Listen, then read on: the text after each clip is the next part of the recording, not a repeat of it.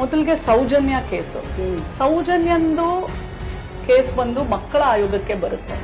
ಮಹಿಳಾ ಆಯೋಗ ಅಫಿಷಿಯಲಿ ಅದೇನು ಕಮ್ಯುನಿಕೇಟ್ ಮಾಡೋದಿಕ್ ಬರೋದಿಲ್ಲ. ಯಾಕಂದ್ರೆ 18 ವರ್ಷದ ಕೆಳಗಡೆ ಇರುವುದು ನಮ್ಮ ಹಾಗೆ ಹೇಗೆ ಮಹಿಳಾ ಆಯೋಗ ಇದೆ ಹಾಗೆ ಮಕ್ಕಳ ಆಯೋಗನೂ ಇದೆ. ಸೊ ಮಕ್ಕಳ ಆಯೋಗಕ್ಕೆ ಹೋಗ್ಬೇಕು. ಮಕ್ಕಳ ಆಯೋಗದ ಅಧ್ಯಕ್ಷರು ಇದ್ದಾರೆ, ಅವರಿಗೆ ನೀವು ಕಂಪ್ಲೇಂಟ್ ಮಾಡಬೇಕು ಏನಾದ್ರೂ ಮಾಡುವಂಗಿದ್ರೆ.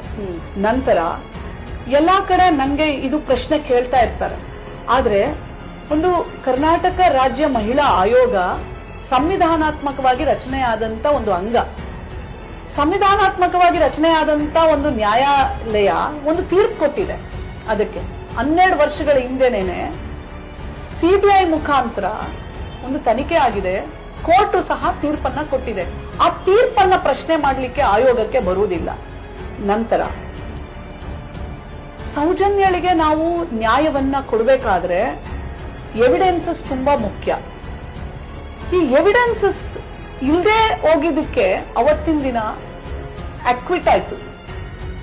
ಆದ್ರೆ ಎವಿಡೆನ್ಸಸ್ ನ ಕ್ರೋಢೀಕರಣ ಮಾಡಿಕೊಂಡು ಮತ್ತೆ ನಾವು ನ್ಯಾಯಾಲಯಕ್ಕೆ ಹೋದ್ರೆ ನಾನ್ ಖಂಡಿತ ಅವ್ರ ಜೊತೆ, ನಾನೇ ಅಲ್ಲ ಇಡೀ ರಾಜ್ಯ, ಇಡೀ ದೇಶ ಅವ್ರ ಜೊತೆ ನಿಂತ್ಕೊಳ್ಳುತ್ತೆ.